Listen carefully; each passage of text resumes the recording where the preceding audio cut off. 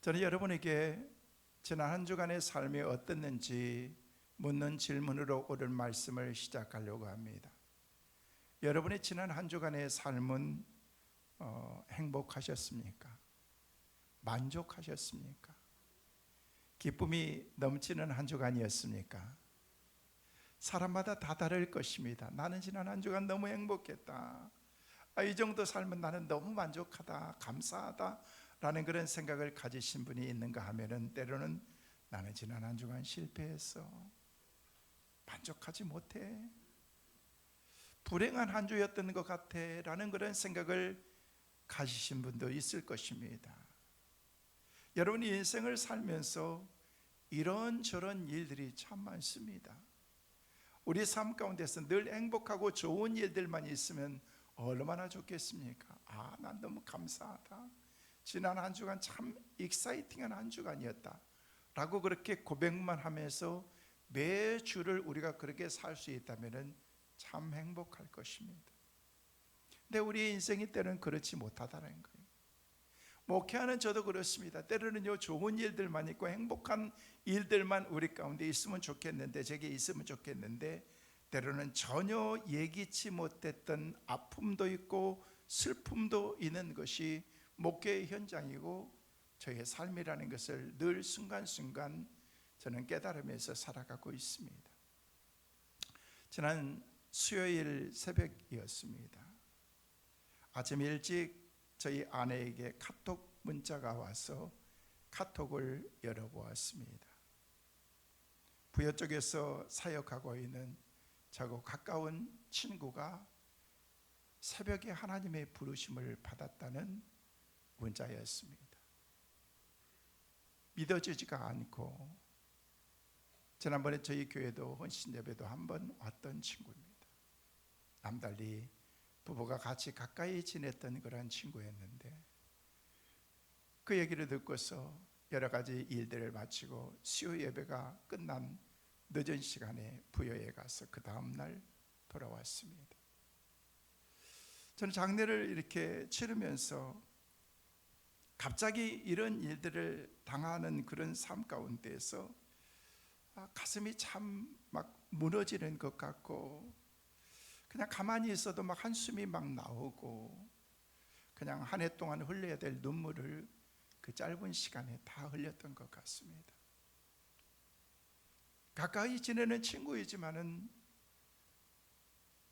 늘 만날 때마다 갖는 생각이, 나는 저 친구에 비하면 아직 너무 멀었는데, 부족한 게 너무 많은데, 늘 긍정적으로 생각하고 오직 주님만 바라보면서 내가 언제 봐도 당신은 목사다라는 그런 생각을 가졌던 그런 친구였는데, 갑자기 세상을 떠나고 하나님 품에 안기는 그 모습을 보면서 가슴이 너무 아픈, 죄송한 표현이지만은 미국에 있을 때 저희 아버님이 하나님의 부르심을 받고 와서 장례를 치렀을 때보다 더 마음이 힘든 한 주간이었습니다.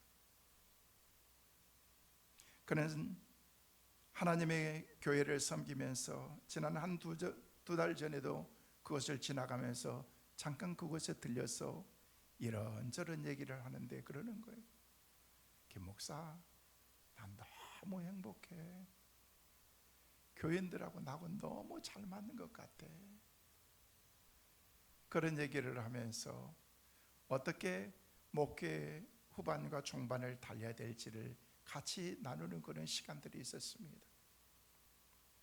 그런데 그렇게 짧게 이렇게 세상에 있다가 하나님 품에 안길 줄 알았더라면 더 많은 나눔과 시간을 가질 수 있었어야 됐었는데, 전날 교회 주차장이 좀 넓어서 교회 주차장 주변에 나무를 심고 좀 무리했던지 화요일날 저녁에 들어가서 잠을 잤는데, 새벽기도 시간이 수요일날 아침에 되었는데도 나오지 않아서 사모님이 들어가서 보니까 이미 하나님의 부르심을 받았더라는 것입니다. 아마 새벽 2, 3시쯤 운명했을 것이다라고 하는 그런 장례 사이에 얘기가 있었습니다. 자신이 이 땅에 있으면서 사랑하는 아내와 세 자녀를 남겨두고 하나님 품으로 떠났지만 그는 이 땅에서 자신의 책임을 진짜 다한 사람이다. 마지막에 그의 모습을 보면서 그래, 당신은 멋지게 살다 간 거야. 멋있었어. 괜찮아. 그 정도면 잘 산 거야 라고 그렇게 제가 마음속으로 얘기하면서 마지막에 그 모습을 이별로 함께 다시 만날 날을 기약하면서 돌아오게 되었습니다. 우리 인간들에게는 모두의 책임이 다 있습니다. 목사인 저에게는 제 책임이 있고, 장로님은 장로님들의 책임이 있고, 권사님과 성도들은 나름대로 각자의 책임이 다 있다는 것입니다. 가정에서 남편이 남편된 책임을 다하지 않으면 가정이 행복하지 않습니다. 오늘날 많은 사람들이 책임을 회피하려고 합니다. 내가 책임을 지려고 하지 않습니다. 책임은 당신에게 있는 거야. 책임은 너에게 있는 거야. 남편이 책임을 다해야지, 아내가 책임을 다해야지. 남편은 남편으로서의 책임을 다하지 않냐고, 아내는 아내로서의 책임을 다하지 않기 때문에, 그러니 그 가정은 행복하지 않을 수밖에 없는 것입니다. 당연한 거지요. 행복하지 않을, 이러면 어떻게 그 가정이 행복할 수가 있겠어요? 그래서 오늘 본문을 시작하는 그런 7절 말씀에는 7절 8절 말씀에게 우리에게 그렇게 말씀하고 있습니다. 애적 이스라엘 중에는 모든 것을 물으거나 교환하는 일을 확정하기 위하여 사람이 그의 신을 벗어 그의 이웃에게 주더니 이것이 이스라엘 중에 증명하는 전례가 된지라. 이에 그 기업 물을 자가 보아스에게 이르되 내가 너를 위하여 사랑하고 그의 신을 벗어 던진지라. 여러분, 여기 말씀하니까 그의 신을 벗은지라라고 그렇게 말하고 있습니다. 내가 신을 신고 있던 그 신을 벗었다는 거예요. 여러분, 옛날부터 이스라엘 사람들은 마땅히 자기가 져야 될 그런 책임임에도 불구하고 그 책임을 회피할 때 성읍 장로들을 모아놓고, 이 사람들은 배심원입니다. 재판정에 재판관들과 다름이 없는 그런 사람들을 불러놓고 그 사람의 신을 강제로 벗겼던 것입니다. 너는 책임을 다했기 때문에 이 신을 자격이 없다는 것입니다. 그리고 그의 얼굴에 침을 뱉었던 것입니다. 여러분, 침을 뱉는다는 건 그 사람을 모독하는 것입니다. 모욕하는 것입니다. 그런데 부끄럽게도 자신의 그 부끄러움도 모르고 자신이 신고 있는 그런 신을 다른 사람이 벗기는 것이 아니라 내가 그 신을 벗어서 그 신을 던져버리고 말았다는 거예요. 나는 책임을 지지 않겠다는 거예요. 여러분, 본래 기업 물을 자입니다. 우리가 그래서 루키스 말씀을 이제 11번째 날 말씀을 하면서 12번째 말씀을 하면서 다음 주에 이제 루키스 강의를 마칩니다만은요, 루키스 1장부터 쭉 왔다는 그런 그 말씀 가운데서 하나님이 주신 그런 놀라운 주님의 은혜가 바로 룻을 통해서 이루어지게 했는데, 룻을 위해서 준비해둔 그런 사람이 있었다는 거예요. 당연히 그는 보아스지요. 근데 보아스보다도 먼저 룻의 남편이 될 자격을 가진 사람이 있었는데, 그 사람이 바로 아무개라는 거예요. 이름 없는 무명의 사람.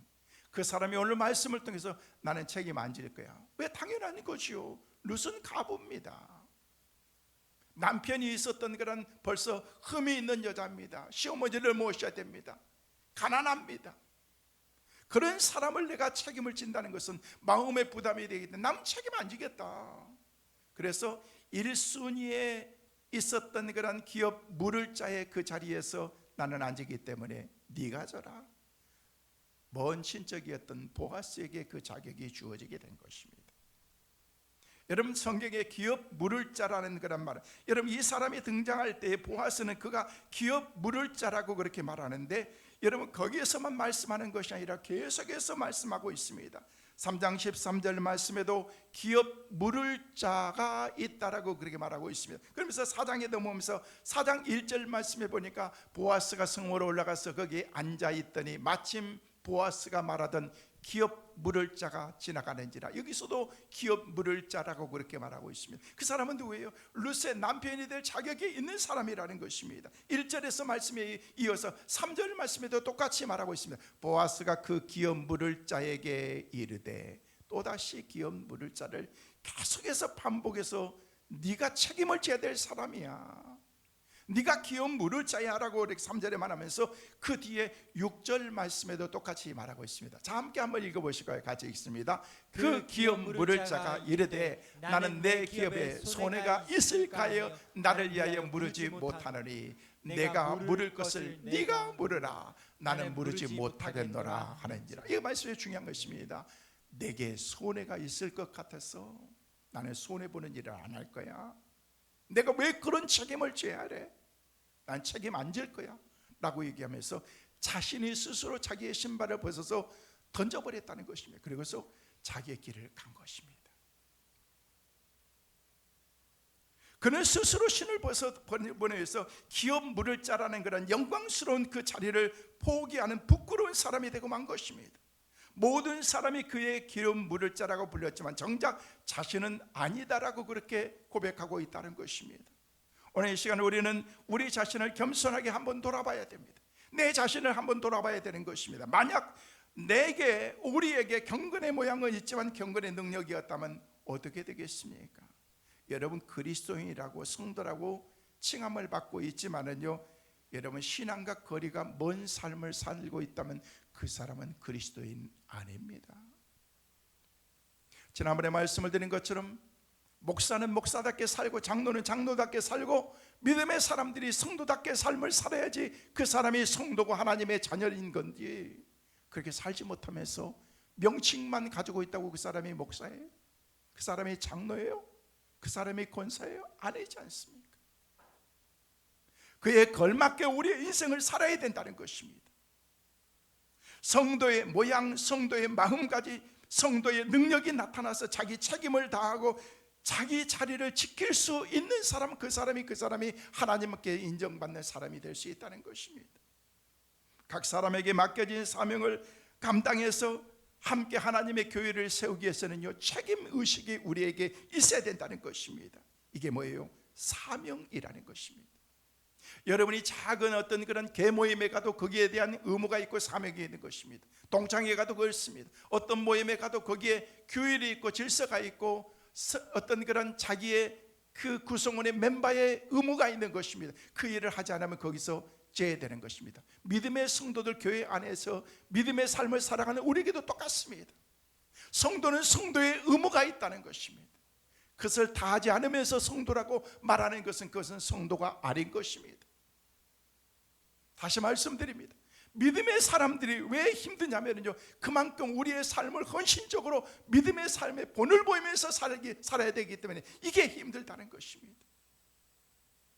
성도도 아니면서 성도인 척하지 말고, 목사도 아니면서 목사인 척하지 말고, 장로도 아니면서 장로인 척하지 말라는 것입니다.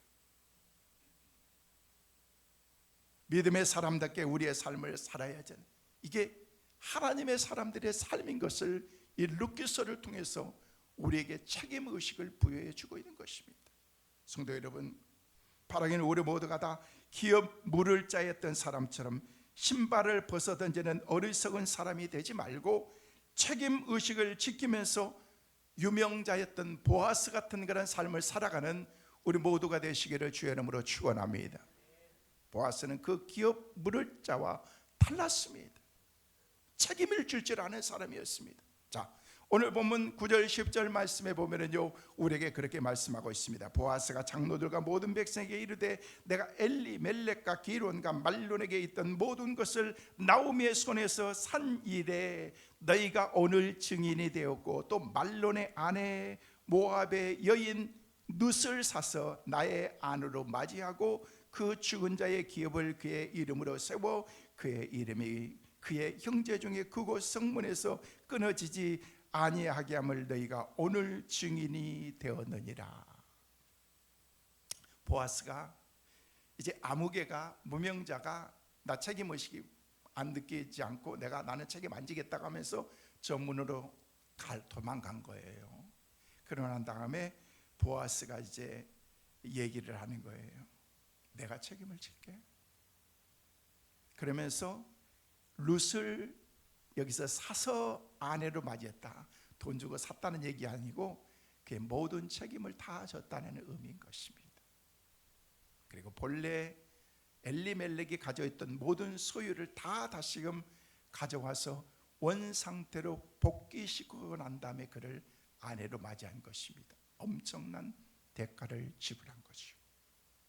그래서 오늘 말씀에 사서라는 그런 말이 있는데, 그러면서 사람들이 얘기합니다. 장로님들이, 재판관들이 다 증인입니다. 우리는 분명한 책임 의식이 있는 사람이 되어야 됩니다. 그는 눈앞의 이익보다도 하나님 앞에서, 역사 앞에서 부끄러운 인생을 살지 않는 것이 무엇인지를 분명하게 알고 있었던 사람인 것입니다. 이런 피디아스라고 하는 사람은요, 그리스의 최고의 조각가로 알려져 있습니다. 이 사람이 유명한 올림피아의 제우스 신상을 이제 만들었고, 그리고 그가 조각했던 다이애나 신상, 여러분 지상에서 100피트나 되는 한 30m 되는 그런 조각품들을 만들었던 사람이 피디아스였습니다. 온 정성을 다해서 심혈을 기울여서 그것을 다 만들었습니다. 다 마무리가 되었습니다. 근데 제자가 그런 모습을 보면서, 스승님 적당히 하시죠. 아니 저 뒤편 30m 뒤편에 있는 머리카락을 막 만지면서 머리카락을 끝까지 조각하는 그런 그 모습을 보면서, 선생님 이제 그만하시죠. 아무도 보이지도 않는 그런 그곳에 뭐 그렇게 할 필요가 뭐가 있겠습니까?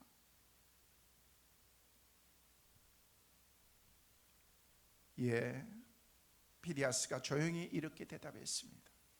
첫째는 내가 보고, 두 번째는 역사가 보는 거야. 역사가 평가하는 거야. 여러분 저 높이에 있는 30m 높이에 있는 그런 그 조각상에 이게 그 다이아나 신상의 뒤에 머리카락이 여러분 보입니까? 누가 사다리 놓고 뒤에 가서 머리카락이 어떻게 됐나 이거 볼 사람이 있습니까? 안 봐요. 뒤에는 적당히 머리카락 해도 그냥 말할 사람 없습니다. 사람들은 누가 보고 안 보고에 따라서 너무나도 다른 각도의 태도를 갖습니다. 사람들이 보니까, 사람들이 보지 않으니까, 사람들이 없으니까. 여러분 사람이 있을 때나 없을 때나, 여러분이 혼자 있을 때나 지금 예배에 와 있을 때나 우리의 삶이 동일해야 된다는 것입니다. 저는 여러분이 그렇게 삶을 살아가는 은혜가 있기를 주의 이름으로 축원합니다. 이게 신앙생활인 거예요. 이원론적인 그런 삶이 아니라 신앙 따로, 우리의 삶 따로 그렇게 삶을 사는 것이 아니라 어떻게 우리가 내 삶이 일치할 수 있도록 몸부림치는가, 이게 신앙생활 아니겠습니까? 오늘 수많은 사람들은요, 체면이라는 그런 비본질 때문에 사랑이라는 그런 본질을 버리면서 사는 사람들이 너무 많습니다. 우리 한국 문화는 특별히 체면 문화입니다. 다른 사람이 어떻게 생각하겠어? 뭘 그게 그렇게 중요해요? 사람들 너무 의식하면서 그렇게 살려고 하지 말라는 것입니다. 의식 물론 필요하죠. 그런데 여러분 체면 때문에 그렇게 내 인생까지도 그렇게 망하면서 살지 말라는 거예요. 마치 귀여운 물을 부담 때문에 핏줄을 끊어버리는 이 무명시처럼 살지 말라는 것입니다. 보아스는 사람의 눈보다도 물질적인 이익보다도 하나님 앞에서 책임을 질 줄 아는 사람이었다는 것입니다. 보아스가 이렇게 할 수 있었던 가장 중요한 이유가 뭔 줄 아십니까? 무엇이 보아스로 하여금 이런 결단을 할 수 있도록 만들었을까요? 그것은 소유 개념이 아니라, 여러분 소유 개념이 분명하게 정립되어 있었던 거예요. 하나님께서 이스라엘 백성들에게 기업을 주실 때 분명하게 선포한 것이 있습니다. 그들의 소유가 가지고 있는 모든 것들이 내 것이 아니라, 소유권이 아니라 청지기 개념을 하나님이 주신 거예요. 여러분 내 것이라는 개념과 청지기라는 그런 개념은요, 내가 맡겨놓은 거예요. 맡겨서 열심히 일하고 이익도 남기고 삶을 풍요롭게 살다가 나중에 주인이 원하면 돌려주는 거예요. 이게 청지기 개념이라는 것입니다. 여러분 분명하게 보여주는 것이 바로 뭐냐면요, 이게 희년제도입니다. 희년제. 여러분 우리가 1시간을 일하면요 50분을 일하고 10분은 쉽니다. 하루를 여러분 일하면요 쉼의 시간이 있습니다. 일주일 가운데 오늘 거룩한 주일을 지키는 이 안식일은요, 주님의 날은요, 이 날은 여러분의 날이 아닙니다. 그래서 늘 말씀을 드린 것지만 주일날은 특별한 일 아니면요, 외부의 어떤 사람들 만나는 게 아니고 주님 만나는 거예요. 아멘. 주님 만나고 예배하고, 일부 예배 끝나면 빨리 가서 누구 만나야지, 이런 그런 생각 버리세요. 오전 예배도 드리고 오후 예배도 드리고 성도들과 교제하고 식사하고, 이게 신앙생활인 것입니다. 그래서 안식일이 있습니다. 그리고 또 6년을 일하면요, 7년 때는 안식년이 있습니다. 우리 일반 목회자들은 잘 안식년을 요즘에 조금씩 합니다만 잘 안 하죠. 선교사님들은 꼭 하잖아요. 뭐 어디가 있든지 안식년, 그래가지고 1년 동안 와서 자기 힘도 갖고 또 연구도 하고 리차드에게 힘도 얻고 그러긴 합니다만, 안식년이 있습니다. 저도 목회하면서 안식년을 이렇게 거의 하지 못했는데, 몇 년 전에 우리 장로님들에 의해서 안식년을 한 번도 하지 않을 때, 안식년은 사실 1년을 쉬어야 되는데 하지 못하기 때문에 안식월을 그렇게 목사님 가지시면 좋겠다. 제가요, 한 3년 전에 제가 안식월을 한번 가졌습니다. 나가서 시작하면서 한 달을 어떻게 지내지라고 했는데 한 달이 너무 짧더라고 보니까. 네, 저는 좀 교회가 한가하고 그럴 때 안식월을 1년에 한 달 정도씩 가져도 좋겠다라는 생각 갖고 그렇게 했지만은요, 장로님들한테 그렇게 얘기했지만은요, 가지 못하겠더라고요. 작년도 못 갔고 올해도 가지 못했습니다. 여러분, 안식년이 7년째 안식년이 7번 지나면은요, 7일에 49년이 지나고 난 다음에 그 다음 해를 희년이라고 말하는 것입니다. 희년.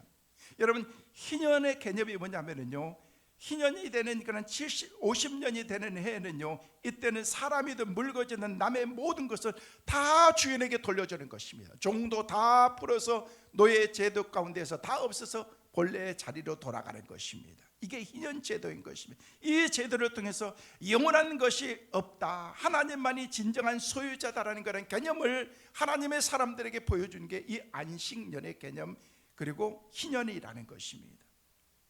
지금도 이스라엘에서는 땅을 매매할 수가 없습니다. 국가의 소유로 되어 있습니다. 왜냐하면요, 그 소유는 하나님의 것이라는 것입니다. 우리는 그냥 나눠 쓰는 거예요. 나눠 쓰고, 내가 너무 힘들어서 내 땅 좀 당신에게 저당 잡혀야 되겠다, 전당 잡혀가지고 했던 것을요, 내가 그것을 쓰지 않냐고 그것을 얻었던 사람이 쓰다가도 희년이 되면 그것을 다 돌려줘야 된다는 것입니다. 이게 희년의 개념이라는 것입니다. 요즘 한국 기독교 윤리실천본부에서도 자식들에게 재산 물려주지 않기 운동, 희년제도 운동을 실천하기 위해서 힘쓴다라는 그런 말을 들어서 아주 잘한 거라고 생각합니다. 여러분의 자녀들은 성년이 되면요, 스스로 일어설 수 있도록 해야 돼요. 그리고 여러분은 여러분의 인생 사세요. 우리나라가 이렇게 부유하게 세계 정상 어떤 그런 선진국 가운데 들었는데도, 여러분, OECD 국가 가운데서 노후복지가 가장 잘 안 되는 나라가 우리나라예요. 왠 줄 아십니까? 자녀들에게 다 쏟는 거예요. 우리 자녀들에게 사교육비 뭐 하면서 다 책임지고, 나중에 결혼까지 책임지고, 그러고 난 다음에 결혼하고 나면 집까지 책임져 주잖아요. 여러분, 자기가 자기 인생을 살 수 있도록 해주는 것도, 여러분, 그것도 괜찮은 거예요. 이스라엘의 유대인들의 교육이 바로 그런 교육이라는 것입니다. 책임 의식을 스스로 가질 수 있도록 만드는 거예요. 근데 우리 한국 사람들은요, 다 해줍니다. 조그마한 집 한 채 가지고 있던 거, 그래도 결혼했으니까 아들 집 한 채 해야지. 그러고 난 다음에, 죄송해요, 여러분 쪽박 차잖아요. 나중에는 아무것도 없는 거예요. 여러분 자녀들 다 결혼하고 난 다음에, 앞으로 여러분이 결혼하고 난 다음에 40-50년 더 살아야 됩니다. 은퇴하고. 여러분 어떻게, 뭘로 살 거예요? 내가 도와줬으니까 너네들 이제부터 도와줘. 여러분, 택도 없는 소리 하지 마세요. 여러분은 여러분의 인생을 살아야 되는 거예요. 이게 준비되어 있지 않다는 것입니다. 여러분, 내가 가지고 있다고 해서 어차피 다 내 건 아닙니다. 나누는 거예요. 나누는 거예요. 다 하나. 여러분, 하나님께서 주셨던 희년의 개념이 뭐냐면 나누는 거예요. 같이 나누는 거예요. 요즘은 우리나라 대단하죠. 세계 불경기 불황 가운데서도 우리나라 대기업들이 아주 그냥 막 잘 나가고 있습니다. 삼성 대단하지 않습니까? SK 하이닉스 같은데 대단합니다. 요즘에 보면. 여러분 제가 이렇게 뽑았는데요, 이게 대기업들, 이 기업들이 반도체, DM 이렇게 모든 것들을 이렇게 하고 그러는데, 야, 이번에 크게 삼성에서요, 삼성전자의 모든 전 직원들에게 6,100만 원을 작년에 보너스로 줬습니다. 그냥 그 기본급을 보너스로 준 거예요. 그리고 TAI라고 하는 그런 목표 달성 성과금을, 그 부서에 맞는 성과를 이룬 부서들은요, 상상할 수 없는, 많게는요 1인당 6억을 줬습니다. 보너스로. 그냥 기업의 모든 이윤을 기업의 어떤 주주가 다 갖는 게 아니고 모든 사람과 같이 나누는 거예요. 작년에 삼성에서 333조 6천억을 판매를 했습니다. 그래서 한 해 이익을 45조 2천억을 남겼습니다.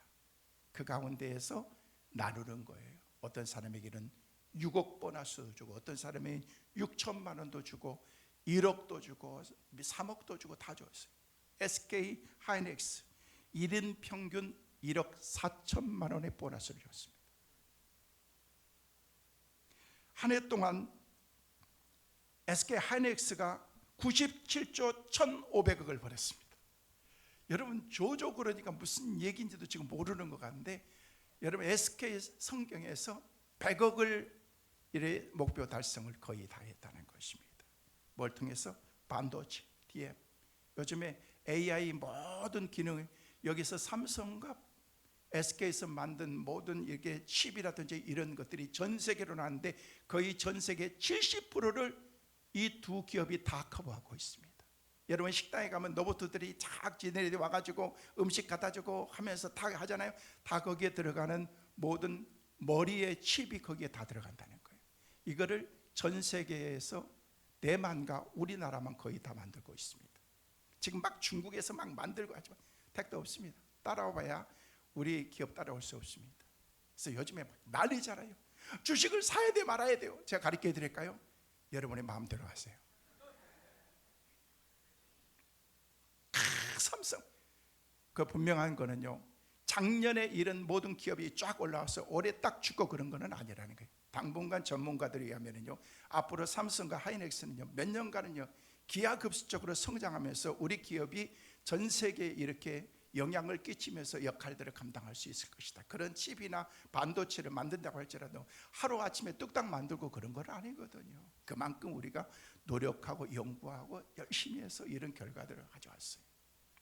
근데 중요한 건, 제가 말씀드리고 싶은 건요, 그 기업들이 전에는 그런 일이 없었어요. 근데 지금은 다 나눕니다. 너희들에게 성과금으로 보너스로, 물론 매년마다 보너스를 줬죠. 그런데요, 이건 다 풀어버린 것입니다. 여러분 직원 일하는 사람에게 6억의 보너스를 준다는 게 여러분 상상이나 됩니까? 여러분 평생 모아도 6억 뭡니까? 안 되잖아요, 여러분. 근데 뭐예요? 개념을, 내 것이라는 그런 개념을 내려놓는 것입니다. 그러면서 자기의 회사의 주식을 다 그냥 다 줘버린 것입니다. 같이 나누는 것입니다. 여러분 나눔이라는 것은 너무너무 소중한 것입니다. 보아스가 이런 마음이 없었다면 절대 그렇게 하지 않았을 것입니다. 여러분 성경을 우리에게 말합니다. 시편 24편 1절 말씀에 보니까 뭐라고 말씀하고 있습니까? 같이 한번 읽어보실까요? 땅과 거기에 충만한 것과 세계와 그 가운데 사는 자들은 다 여호와의, 다 누구의 것이다? 하나님의 것이라는 거예요. 하나님의 거예요. 땅도 바다도 가지고 있는 모든 삶도 하나님의 것이다라고 얘기하고 있습니다. 여러분 이걸 믿으시면 아멘. 하나님의 거라는 거예요. 하나님의 것이 내 것 아니라는 것입니다. 어느 것 하나 하나님의 소유가 아닌 것이 없습니다. 보아스는 이런 물질관을 소유하고 있었기 때문에 말씀이 요구하는 것이라고 하면 즐겁게 내가 희생할 그런 마음의 준비가 다 되어 있었다는 거예요. 사랑하는 성도 여러분, 우리는 어차피 빈손으로 이 땅에 태어났다가 가난한들, 부자인들 어차피 갈 때는 다 빈손으로 갑니다. 이번에 장례식에 참여해서 친구의 마지막 모습을 보면서 아무것도 가지고 있는 것도 없지만 빈손으로 가더라고. 빈손으로. 그렇습니다. 어차피 모든 것은 다 두고 가야 됩니다. 생명도 재산도 명예도 심지어 여러분의 육체마저도 내 마음대로 가져갈 수 있는 게 아닌 것입니다. 어느 것 하나 내 것이 없습니다. 땅을 사서 이름을 이것은 등기를 마쳤기 때문에 이건 내 거야 라고 얘기했지만 여러분이 돌아가시는 그 즉시 여러분이 것이 아니고 명예가 돌아갑니다. 여러분의 자녀도 누구든 돌아가게 되어 있습니다. 그것도 그냥 주는 게 아니고 엄청난 대값을 치르고 한 재산의 한 30-40%를 타세금으로 내고 난 다음에 그게 명예로 돌아가는 거예요. 사람을 죽을 때 그렇게 움켜쥐고 가고 싶지만 갈 수 없습니다. 어린아이들이 태어날 때 보면 너무 신기하잖아요. 그냥 손을 쫙 편안하게 태어났으니까 편안하게 했는데 손을 꽉 칩니다. 안 핍니다. 여러분 이게 뭐예요? 욕망이에요. 야망인 거예요. 가지고 싶은, 취하고 싶은, 놓지 않고 싶은 그런 야망, 욕망이라는 것입니다. 이게 인간의 본성인 것입니다. 그렇다고 잡는 것도 아닌데 여러분 우리의 소망은 어디예요? 하나님의 나라지 않습니까? 하나님의 나라. 저는 여러분의 소망이 하늘나라가 되시기를 주의 이름으로 축원합니다. 하나님의 나라를 바라보면서 사는 거예요. 오래전에 한번 미국에서 목회하고 있을 때요, 늦은 시간에 전화가 왔어요. 목사님, 어머니가 유급해요. 돌아가실 것 같아요. 빨리 좀 하세요. 밤중에 저희 아내하고 둘이 갔습니다. 갔는데 가족들이 다 모였고 하는데 웅성웅성하고 그러면서 가족들이 도착한 저에게 이상한 얘기를 하는 거예요. 어머니가 숨이 헐떡거리면서 자기는 천국 안 갈 거야. 나 천국 가기 싫다고, 집에 데려달라고 그러면서 막 두려움에 막 벌벌 떨면서 나 무섭다고, 나 천국 안 갈 거라고, 나 집에 갈 거라고 얘기를 하면서 그렇게 하고 있는데 어떻게 해요 목사님? 제가 준비한 말씀을 딱 덮고 가족들 다 나가게 하고 친척 가운데 가족 가운데서 뭔 목사님도 와 있는데 목사님도 다 나가시고 그 권사님과 저 둘이 딱 하면서, 권사님, 저 김 목사입니다. 권사님이 이제는 천국 갈 마음의 준비를 하셔야지요. 권사님이 안 간다고 해서 안 가는 게 아니고 가고 싶다고 해서 가는 게 아닙니다 하면서 편안하게 마음을 준비하고 받아들이세요 하면서 제가 조곤조곤 얘기하고 그러는데 다 받아들이시더라고요. 나중엔 편안한 가운데 제가 안수하고 기도하고 돌아왔습니다. 새벽에 전화가 왔습니다. 집사님한테 어머니가 하나님의 부르심을 받았어요. 근데 목사님이 왔다 가신 뒤에 어머니가 너무 편안하면서 나중에는 눈을 뜨시면서 환하게 웃으시면서 그냥 말씀을 하시지 않는데 그 얼굴을 통해서 많은 메시지를 주시고 가셨어요.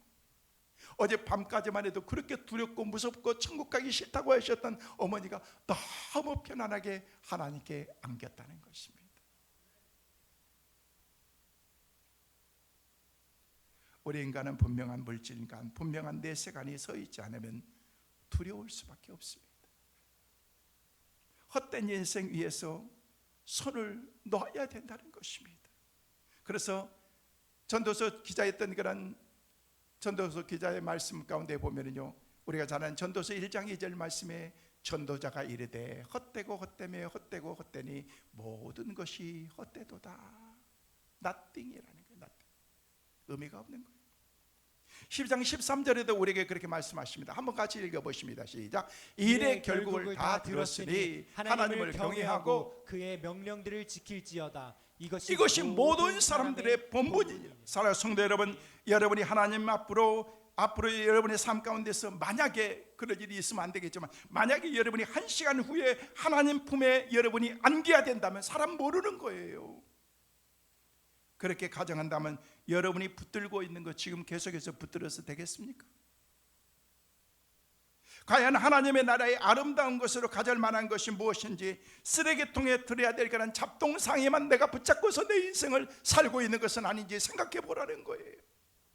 여러분 지금 무엇을 선택하면서 붙잡고서 살아가고 있습니까? 나의 소유라는 것은 없습니다. 내게 있는 모든 것은 다 하나님의 것, 주님의 것이라는 것입니다. 나의 소유하고 있다고 그것이 내 것이 아닙니다. 내가 소유가 있다고 해서 내 것이 아니라는 거예요. 그렇기 때문에 보아스는 기꺼이 기업 물을 자의 책임을 그가 지고 있는 것입니다. 엄청난 대가 손해를 보면서까지도 그가 하나님 앞에서 내가 그 기업 물을 자가 되겠다라고 작정한 것입니다. 여러분 세상에 영원한 것은 없습니다. 세상에 영원한 것은 하나님의 말씀과 그 하나님이 영원하고 그분의 뜻대로 사는 삶이 영원한 거고, 우리가 붙잡아야 될 하나님의 말씀이 영원한 거지, 그 외에는요 다 하찮은 것들입니다. 나중에 다 쓰레기 될 것들입니다. 근데 우리는 그것들만 붙잡으면서 사는 거죠. 소중한 것들을. 여러분, 성도 여러분, 진정한 행복은 진리 안에서 살아가는 삶이지 결코 내 마음대로 내게 내키는 대로 사는 삶이 아닌 것입니다. 내 마음대로 방종하면서 사는 삶이 아닌 것입니다. 하나님께서 우리 가운데 주신 그런 굴레라고 생각되어지는 그런 그 일이 내 삶 가운데서 때로는 내 삶을 방종하지 않게 더 경성하게 믿음으로 살게 만드는 거예요. 어떤 농부에게 소 한 마리가 있었는데 어느 날 송아지 새끼를 낳았는데 2마리를 낳습니다. 2마리를 낳았는데 첫째 송아지, 둘째 송아지가 딱 태어났는데 첫째 송아지가 송아지가 얘기를 하는 거예요. 주인님, 저는 이 뚜레를 하지 말아주세요. 안 해도 제가 열심히 주인님에게 충성하고 일 열심히 잘할게요. 너무 애절하게 그래서 그래 알았다 하는데 둘째만 콧뚜레를 해줬습니다. 콧뚜레 해줘가는데 그 진짜 이게 크면서 송아지들이 이제 소가 되면서 나중에는요 열심히 일하는데 진짜 잘하는 거예요. 콧뚜레도 안 해도 잘하는 거예요.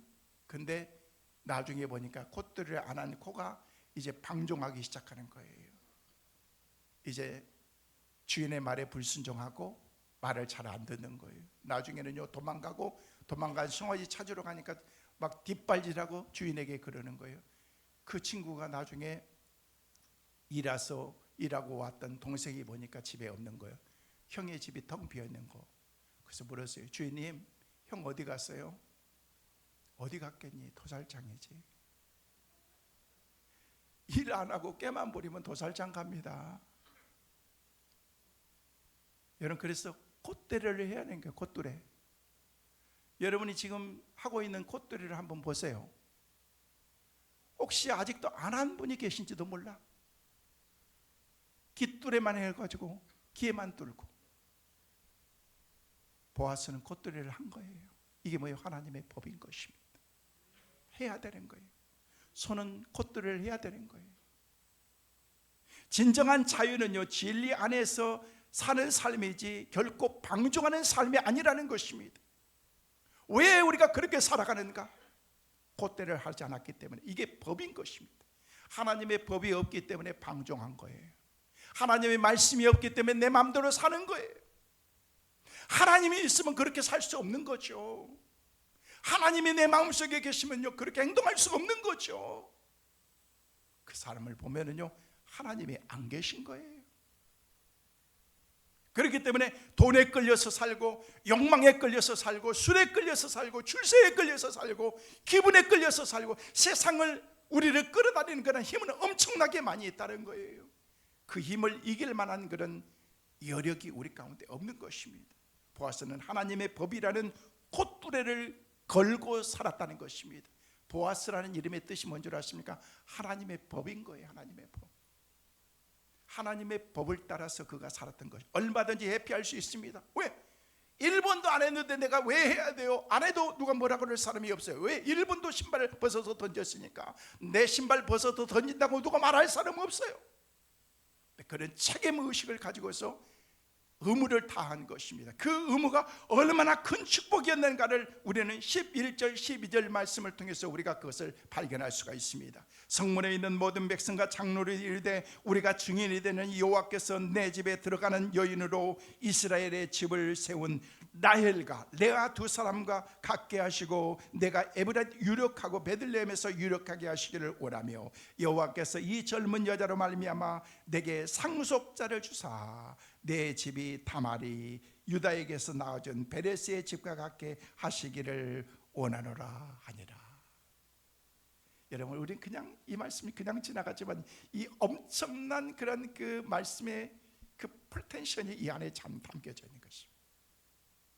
비밀이 이 안에 있습니다. 엄청난 축복이 쏟아지고 있는 것입니다. 모든 백성과 장로들이 증인이 될 뿐만 아니라 보아스의 아름다운 선택을 축복해 주고 있는 것입니다. 애언적인 축복인 것입니다. 그 축복이 뭐였어요? 너와 결혼하는 룻이 이스라엘 집을 세울 나엘과 레아와 같이 될 것이다 라고 그렇게 하는 축복이었다는 것입니다. 여러분, 이스라엘의 전통에 의하면 룻은요 결코 축복스러운 여인은 아닙니다.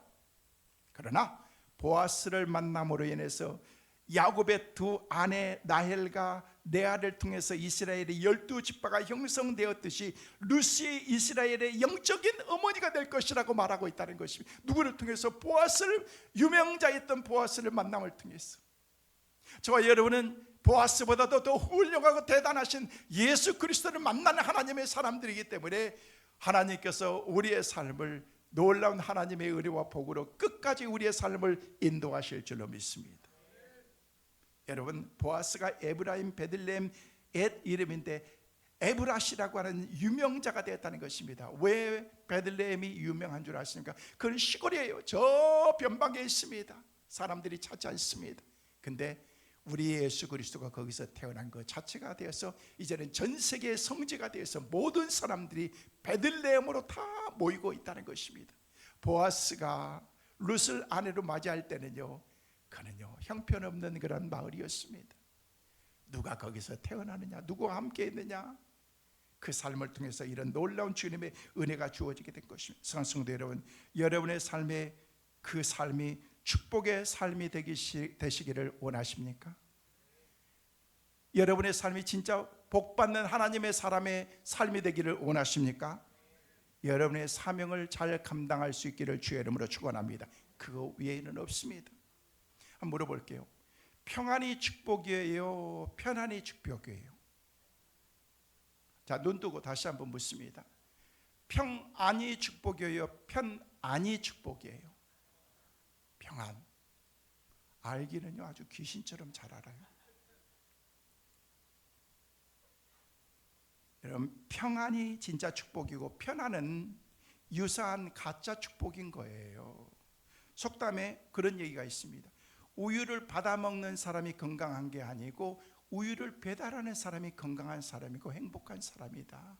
우유를 받아먹기 때문에 편안하잖아요. 우유 배달하고 먹고 살아야 되기 때문에 막 힘들게 일하고 우유 배달하고 힘들어요. 근데 그 사람이 건강하다는 거예요. 그 얘기인 것입니다. 돈이 있어서 우유를 배달시켜 먹은 사람은 편안할지 몰라도, 그러나 돈이 없어서 우유를 배달하는 사람은 배달하면서 열심히 일하고 운동하고 훨씬 건강하게 되는 거예요. 편안한 것이 꼭 축복만은 아니거든요. 하나님께서 가끔 성도들에게 고난을 주십니다. 여러분에게도 고난을 주시죠. 어렵게 만드실 때도 있습니다. 그러면 성도들은 꼭 하는 얘기가 그렇습니다. 하나님께 따집니다. 하나님, 왜 나를 불행하게 만드세요? 하나님께서 불행하게 만드는 그런 그 길이, 가는 길이 여러분 불행한 것처럼 느껴지는 것이지 계속해서 그 험난한 길을 여러분이 가는 건 아니시잖아요. 하나님은 뭐라고 말씀하시는 줄 아세요? 잘못된 말을 네가 하는 거야. 나는 너를 불행하게 한 것이 아니라 조금 불편하게 하는 것뿐이야. 이 계곡만 지나가 봐. 네 삶이 달라질 거야. 하나님 말씀하신 거예요. 그렇다면 왜 하나님이 우리를 불편하게 하실까요? 연단하셔서 진정한 평안을 주시려고 불편함을 여러분에게 주는 거예요. 저는 여러분이 이 진리를 다 좀 깨달아 알았으면 좋겠어요. 말씀을 정리합니다. 무명시처럼 살지 마세요. 여러분, 진짜 불편한 게 뭔지 아십니까? 보아스가 그렇게 살지 않았습니다. 하나님이 주신 그런 하나님의 은혜로 진짜 불편한 그런 삶이 무엇인가를 우리가 알아야 된다는 것입니다. 여러분, 하나님이 주신 그런 은혜 가운데서 믿음의 사람으로 살아가는데도 때로는요 이렇게 힘들고 어려운 일들이 있습니다. 여러분, 눈에 보이는 것, 돈과 쾌락, 명예에 이끌려서 살면은요, 여러분, 돈이 없는 그런 그 삶이 불편한 것 같지만 불행한 건 아니거든요.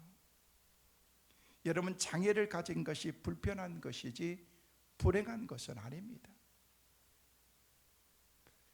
여러분, 그렇다면 하나님이 왜 우리의 삶 가운데 그렇게 인도하시느냐? 여러분, 그런 일들을 통해서 궁극적으로 우리의 삶을 하나님의 놀라운 주의 축복으로 만드시고자 하는 그런 하나님의 의도라는 사실을 우리가 깨달아야 된다는 것입니다. 우리가 잘 아는 시편 23편 1절 2절은 우리에게 그렇게 말씀하십니다. 이 말씀을 나누고 함께 기도하기 원합니다. 함께 보시겠습니다.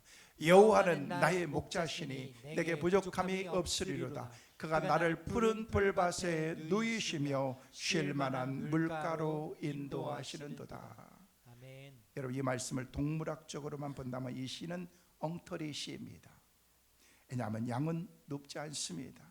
초식동물은 눕지 않습니다.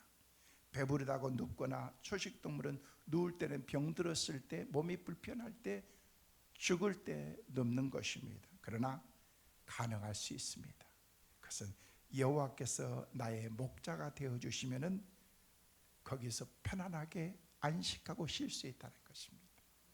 그래서 우리는 목자 대신 영적인 보아스를 만나야 되는 것입니다. 그러면 하나님이 우리의 삶 가운데 놀라운 하나님의 은혜로 우리의 삶을 인도해 주시기 때문에 그렇습니다. 성도 여러분, 유명시처럼 여러분이 살아야 됩니다. 무명시처럼 살면 안 됩니다.